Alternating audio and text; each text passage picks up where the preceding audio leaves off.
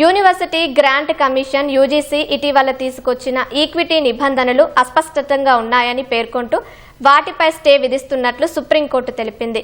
దేశ ఐక్యత అన్ని విద్యా సంస్థల్లోనూ ప్రతిబింబించాల్సిందే అని సుప్రీంకోర్టు స్పష్టం చేసింది. దేశవ్యాప్తంగా వివాదానికి దారితీసిన యూజీసీ నిబంధనలను సవాల్ చేస్తూ దాఖలైన పిటిషన్ను సుప్రీంకోర్టు విచారించింది. యూజీసీ నిబంధన ప్రకారం అన్ని కాలేజీలు, యూనివర్సిటీలు ఈక్విటీ కమిటీలను ఏర్పాటు చేయాలి. ఈ కమిటీలు వివక్ష ఫిర్యాదులను విచారించి సమానత్వాన్ని ప్రోత్సహించేలా ఉండాలి. ఆ కమిటీల్లో ఓబీసీ, ఎస్సీ, ఎస్టీ, వికలాంగులు, మహిళల ప్రాతినిధ్యం తప్పనిసరి.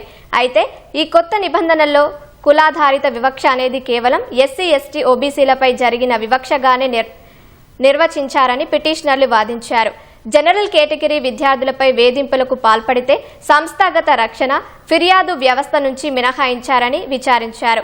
ఇలా చేయడం వల్ల వివక్ష పెరుగుతుందని, ఇది రాజ్యాంగ విరుద్ధమని పిటిషనర్లు తెలిపారు. అన్ని పక్షాల వాదనలు పరిగణలోకి తీసుకున్న సుప్రీం కేంద్రంతో పాటు యూజీసీకి నోటీసులు జారీ చేసింది. మళ్లీ వాటిని రూపొందించాలని సూచించింది. మార్చి 19 వరకు ఈ నిబంధనలపై స్టే విధిస్తున్నట్లు తెలిపింది. నిబంధనల భాష అస్పష్టంగా ఉందని, దుర్వినియోగం అయ్యే అవకాశం ఉందని పేర్కొంది.